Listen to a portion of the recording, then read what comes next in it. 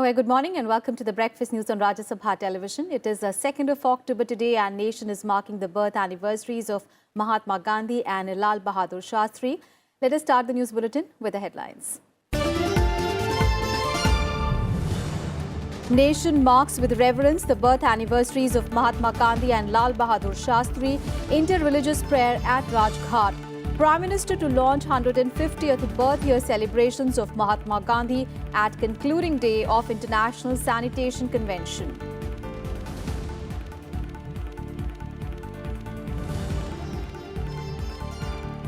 Congress to hold a working committee meeting in Wardha in Maharashtra to mark beginning of Gandhi's 150th birth year celebrations. Congress President to attend a prayer meet and address a public meeting at the Sevagram Ashram where resolution of a Quit India movement was adopted.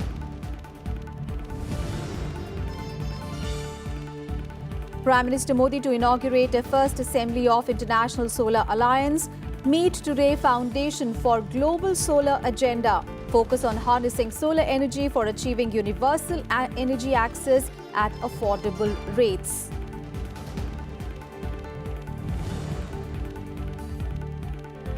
Indian Navy diverts 3 ships to tsunami-hit Indonesia for humanitarian assistance. Prime Minister Modi calls up Indonesian President, condoles loss of lives. Over 800 people were killed in the devastating quake tsunami that hit last week.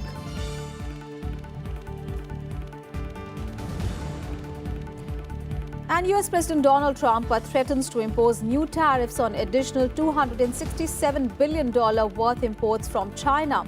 Asserts there won't be any deal with Beijing unless it changes what he termed as unfair trade practices.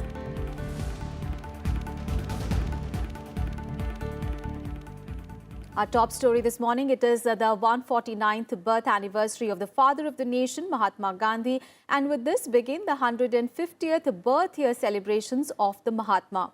Now, 2-year-long celebrations till 2nd of October 2020 will be held across the country and all over the globe from today to mark the birth year celebrations. A national committee headed by the President of India, constituted to chalk out the plan, received several suggestions for the same. All ministers and all state and union territories have initiated actions to mark the event. An inter-religious prayer meet is being held at the Gandhi Samadhi at Rajghat. President, Vice President, Prime Minister and other dignitaries will attend the prayer meet.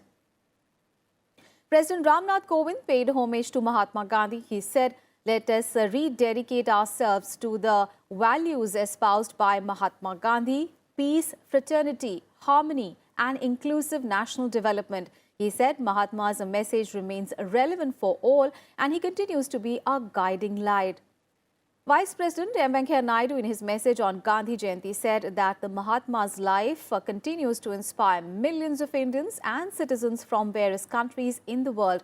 He also said that the Mahatma's focus on cleanliness and sanitation is now transforming India into Swachh Bharat. And Prime Minister Modi also paid rich tributes to the father of the nation, saying that it is a golden opportunity to fulfill his dreams. के लिए इस दिन का क्या महत्व है, इसे बच्चा बच्चा जानता है। महात्मा गांधी के विचार ने पूरी दुनिया को प्रेरित किया है। पूज्य बापू लोक संग्राहक थे। लोगों से जुड़ जाना और उन्हें जोड़ लेना बापू की विशेषता थी। उन्होंने प्रत्येक व्यक्ति को यह अनुभव कराया कि वह देश के लिए सबसे महत्वपूर्ण और नितांत आवश्यक है। अपने हकों के लिए लड़ना। And on Gandhi Jayanti today, events related to sanitation and renewable energy shall be the focus of the Prime Minister's engagements today. He will attend the closing session of the Mahatma Gandhi International Sanitation Convention at Rashtrapati Bhavan Cultural Centre. It has been a 4-day international conference that has brought together sanitation ministers and other leaders in WASH or water, sanitation and hygiene from around the world. At this event, the Prime Minister will visit a mini digital exhibition. He will be accompanied by the Secretary General of the United Nations, Antonio Guterres. The dignitaries will launch commemorative postage stamps on Mahatma Gandhi and a medley CD based on Mahatma Gandhi's favorite hymn, Vaishnav Jayate. The Swachh Bharat Awards will also be distributed on this occasion, and the Prime Minister will also address the gathering. And later in the day, the Prime Minister will inaugurate the first assembly of the International Solar Alliance at Vigyan Bhavan. The same event will also mark the inauguration of the second IORA Renewable Energy Ministerial Meeting and the second Global Reinvest Meet and Expo. The Secretary General of the United Nations, Antonio Guterres, will also be present at the occasion. The Prime Minister will also address the gathering. And Vice President M. Venkaiah Naidu addressed the concluding technical plenary session of Mahatma Gandhi International Sanitation Convention in New Delhi on Monday. He said that father of the nation, Mahatma Gandhi, accorded highest priority to sanitation and cleanliness. He also said that the dream of the father of the nation could be realized through Swachh Bharat Abhiyan, a government program that eventually became a Jan Andolan, a people's movement. He further mentioned that India is on track to achieve open defecation-free status by 2019 on the 150th birth anniversary of Mahatma Gandhi. Most of you are aware that the father of our nation, Mahatma Gandhi ji, accorded highest priority to sanitation and cleanliness. He said, I quote, "Sanitation is more important than political freedom." This statement he made 116 years back while addressing Banaras Hindu University. It's a powerful statement saying that sanitation is more important than political freedom. Country was struggling for political freedom, but he made such a statement stressing the importance of sanitation. I feel proud that in the last few years, India has made an unprecedented progress towards achieving universal safe sanitation goals. And United Nations Secretary General Antonio Guterres is in India on his maiden visit as the head of the world body. His visit coincides with the commemoration of events marking the 150th birth year of Mahatma Gandhi. And during his visit, Guterres will participate in the Mahatma Gandhi International Sanitation Convention and will call on Prime Minister Modi today. He will also deliver a lecture at the India Habitat Center on the theme of Global Challenges, Global Solutions. On Monday, speaking at the inaugural ceremony of the UN House in Delhi, he said that it is impossible to build a multipolar world without a very relevant role of India. He also lauded India, saying that it is becoming a fundamental pillar of multilateralism. He added that India is now becoming a global power and is batting for a comprehensive approach towards development. It is for me an enormous pleasure to be back to Delhi and to see that the UN is organizing itself to be more and more effective in supporting India. India is becoming a fundamental pillar of multilateralism, and at the same time, as we want a multipolar world, it's impossible to build a multipolar world without a very relevant role of India. The success of India is largely a success for us all. And I want the UN to be united and to be able to work here to fully support India's government development plans, to fully support India's leadership in relation to climate change, the Sustainable Development Goals, and so many other aspects in which today India is showing a leadership role in our planet. The UN chief will meet Lok Sabha Speaker Sumitra Mahajan and participate in the second Reinvest and first assembly of the International Solar Alliance and Energy Ministers meet of the Indian Ocean Rim Association member countries. He will also attend the Champions of Earth ceremony and meet External Affairs Minister Sushma Swaraj.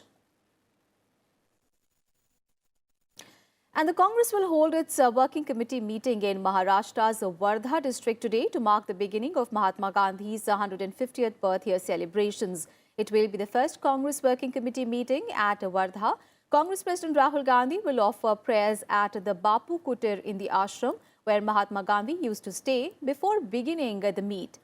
Rahul Gandhi is also scheduled to take on a Padyatra in the city. He will also address a public rally in the evening. Now, according to a senior Congress leader, Rahul Gandhi chose Wardha to send out Mahatma Gandhi's message to all over the country. It is noteworthy that the CWC met in Sevagram and adopted a resolution on Quit India movement on 14th of July 1942. And the nation is also marking the birth anniversary of former Prime Minister Lal Bahadur Shastri. President Ramnath Kovind paid tributes to him, saying that his integrity, his leadership and role in the shaping of a green revolution remains an inspiration for the entire country. And Vice President M. Venkaiah Naidu also remembered the great son of the soil, Lal Bahadur Shastri. He also said that Shastri gave India a courageous leadership. He said that his vision and commitment to develop the poorest of the poor is commendable. The Vice President also shared an article that he wrote stressing on why Lal Bahadur Shastri matters in today's time. And the Prime Minister in his tributes hailed his able leadership. Lal Bahadur Shastri ji की यह विशेषता थी कि बाहर से वे अत्यधिक विनम्र दिखते थे, परंतु भीतर से चट्टान की तरह दृढ़ निश्चयी थे। जय जवान जय किसान का उनका नारा उनके इसी विराट व्यक्तित्व की पहचान है। राष्ट्र के प्रति उनकी निस्वार्थ तपस्या का ही प्रतिफल था कि लगभग 1.5 वर्ष के संक्षिप्त कार्यकाल में वे देश के जवानों और किसानों को सफलता के शिखर पर पहुंचने का मंत्र दे गए। And on to some other news now. The HRD Ministry has declared Haryana's Maharishi Dayanand University the cleanest government varsity, followed by Guru Nanak Dev University in Punjab's Amritsar. HRD Minister Prakash Javadekar announced the Swachh Campus rankings under different categories on Monday.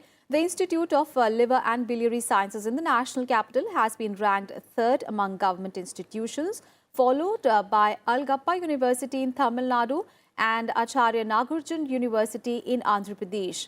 Among the residential campuses of private universities, Pune Symbiosis International University has been ranked at the top, and Raipur's ITM University has been ranked at the top among non-residential campuses of private universities. And among the technical institutions, Amrit Vishwa Vidyapeetham of Coimbatore has bagged the top rank. In Breakfast News, we'll take a very short break. We'll be right back with more news.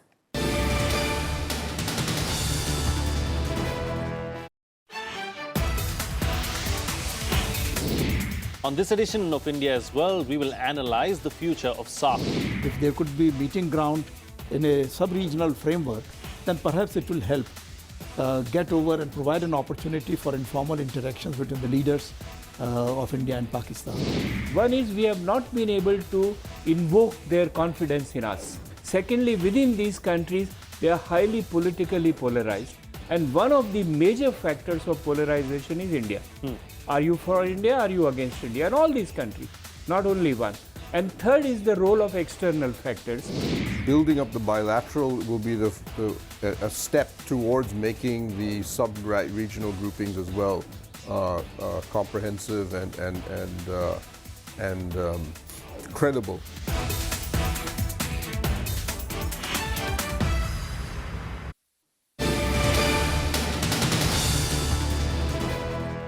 Welcome back after the break.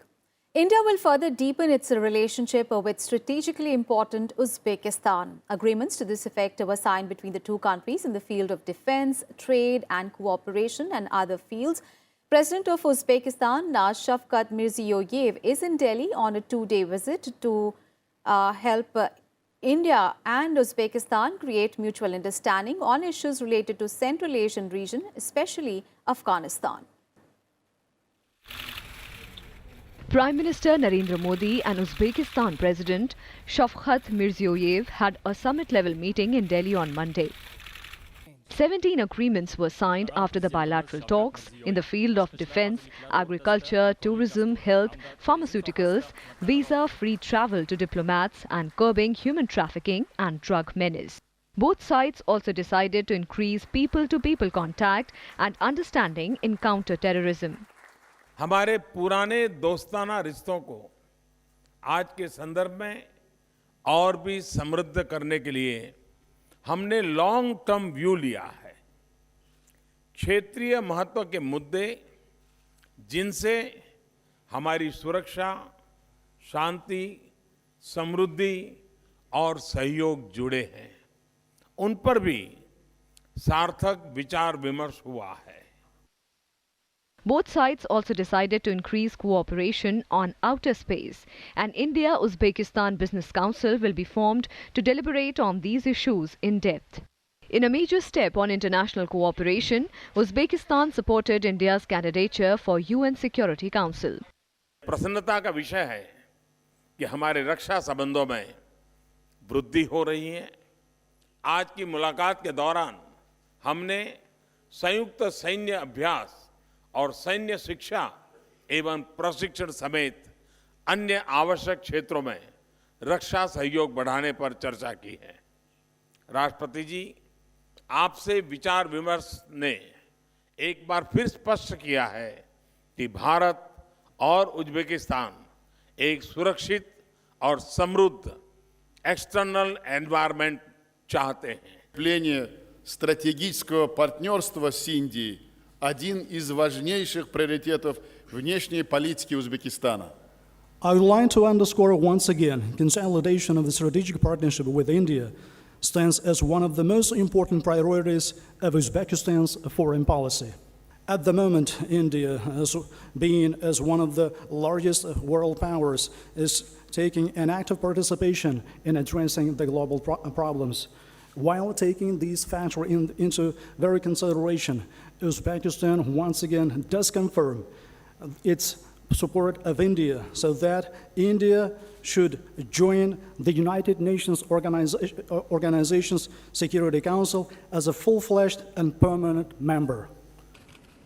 A guard of honor was accorded to the visiting Uzbek president. President Ramnath Kovind and Vice President M. Venkaiah Naidu also met the visiting dignitary and expressed complete solidarity with the developmental needs of the Central Asian giant.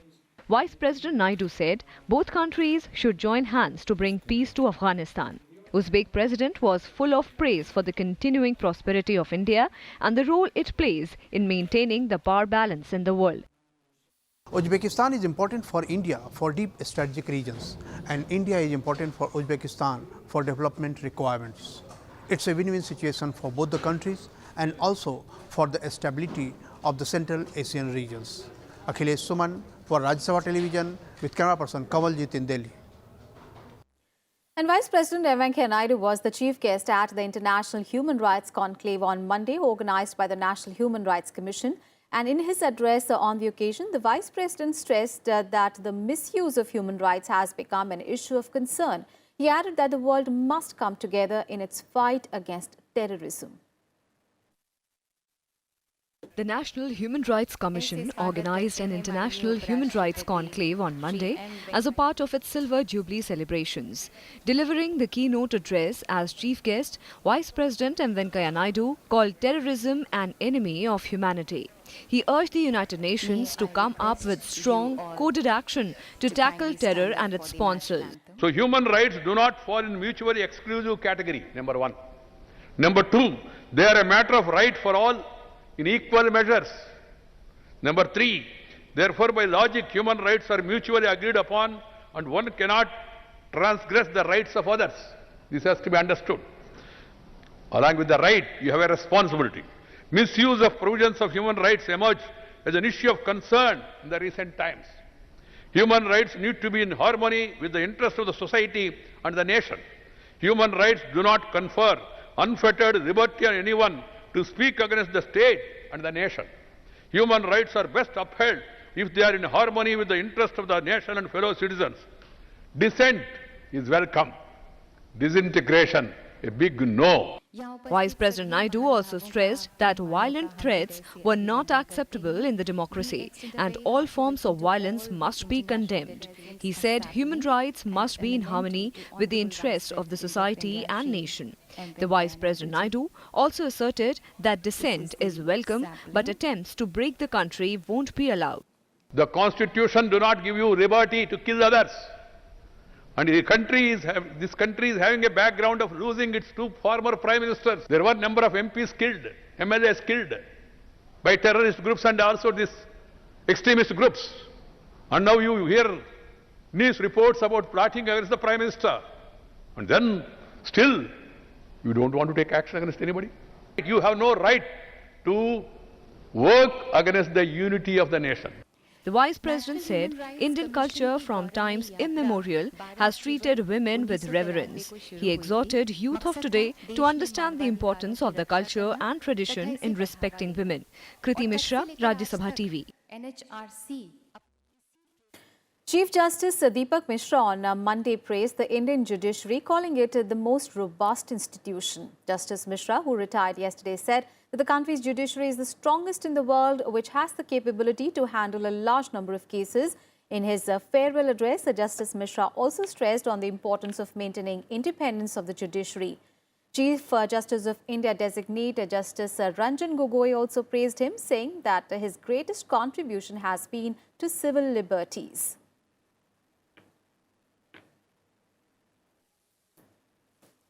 I assure you, Mr. Nariman, I shall preserve it for my memory, for posterity and history, which is sometimes kind and sometimes unkind. I do not judge people by history. I judge people by their activities and their perspectives. In cases like Tehseen Poonawalla and Shakti Bahini, Justice Mishra has spoken against social evils like mob lynching and honor killings and denounced extra-legal attempts at dispensing justice. Individual liberty is a recurring motif in his judicial opinions. On to some other news now. National Legal Services Authority or NALSA scheme comes into force from today. The Supreme Court had recently ruled that special courts will be allowed to award compensation to sexually abused children on the lines of a NALSA scheme for victims of sexual assaults and acid attacks till the centre finalizes the rules. The Apex Court also added that the NALSA scheme would also be gender neutral. And as per NALSA scheme, a victim of gang rape in any part of the country would get a minimum compensation of 5 lakh rupees and up to a maximum of 10 lakh rupees. Similarly, in case of rape and unnatural sexual assault, the victim would get a minimum of 4 lakh rupees and a maximum of 7 lakh rupees as compensation. The Ministry of Home Affairs on Monday decided to do away with the condition of advance payment for the deployment of central armed forces in states. The decision was taken on representation from the state governments in the 23rd Eastern Zonal Council meeting. The ministry used to charge an advance payment for the deployment of central armed forces from the states. The 23rd meeting of the Eastern Zonal Council under the chairmanship of Union Home Minister Rajnath Singh was held in Kolkata at the West Bengal Chief Minister's office. The meeting also reviewed the progress of the unresolved items of the last meeting relating to Fulbari Dam under the 1978 agreement between Bihar and West Bengal governments. On to some other news. In a first-of-its-kind move, UPSC has decided to allow candidates to withdraw their applications submitted online if they are not prepared for an exam and do not wish to forfeit their number of attempts.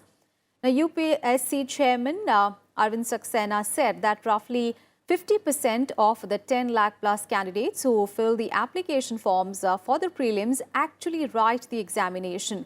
He added that with the new move, UPSC would be able to provide better facility to serious candidates. In order to avail the facility, the candidate has to provide details of the application and an OTP will be sent on candidate's registered mobile number and email ID. And on successful completion of the withdrawal of application, confirmation message will be sent on email and also on an SMS.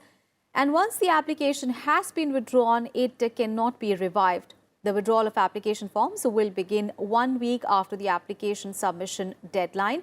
The facility will be provided beginning with the ongoing applications for the Indian Engineering Services Examination 2019. In case of Engineering Services Examination 2019, it will possibly start on or after 29th of October this year. Finance Minister Arun Jaitley on Monday defended the loan write-offs by public sector banks, saying that they do not lead to loan waivers. He added that the exercise helps lenders clean up their balance sheet and achieve a taxation efficiency.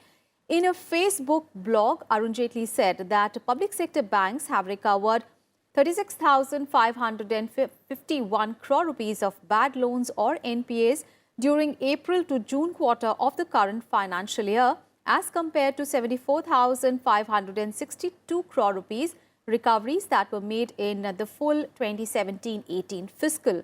His comments came after reports that the country's 21 state-owned banks wrote off 3.16 lakh crore rupees of loans in 4 years of the BJP government and made recoveries of 44,900 crore rupees of written-off loans. He added that technical write-offs are resorted to by banks as per the Reserve Bank of India guidelines. Arun Jaitley said that when the BJP government came to power in 2014, it inherited the problem of large-scale NPAs in the banking sector.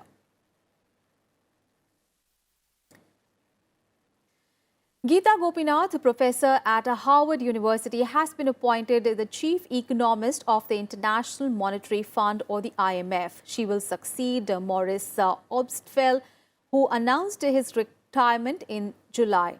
Now, IMF Managing Director Christine Lagarde called Geeta Gopinath as one of the world's outstanding economists. And talking about Geeta Gopinath's achievements, Lagarde hoped that she would perform exceptionally well as IMF's chief economist. Gopinath was previously working as the co-director of the International Finance and Macroeconomic Program at the National Bureau of Economic Research. Our top international focus: US President Donald Trump has threatened to impose new tariffs on additional $267 billion worth of imports from China. Donald Trump also asserted that there will be no deal with Beijing unless it changes its unfair trade practices. Donald Trump further added that it was too soon for Washington to talk to Beijing about working out a deal on trade. He said that China has a surplus of $75 billion with the US, and it has been that way for years. Remember, on 18th of September this year, Donald Trump had announced imposing new tariffs on an additional $200 billion worth of imports from China, escalating the trade war with the Asian giant. News from Indonesia now, where in response to its appeal for international aid, Prime Minister Narendra Modi called up Indonesian President Joko Widodo and offered assistance to the tsunami-hit country. Prime Minister Modi offered condolences on the loss of life in the recent earthquake and tsunami that hit the Sulawesi region of Indonesia. The Prime Minister appreciated the resilience and courage of the people of Indonesia in facing the challenges emanating from the widespread devastation due to grave natural calamity. To aid the country, Indian Navy diverted 3 ships that were deployed in Southeast Asia to Indonesia for humanitarian assistance. Meanwhile, relief efforts currently focused on preventing disease outbreaks and quickly restoring electricity to the disaster area. The death toll of the 7.5 magnitude earthquake rose to 844 on Monday, while 90 people still remain missing. The death toll is now expected to rise as the search and rescue efforts continue.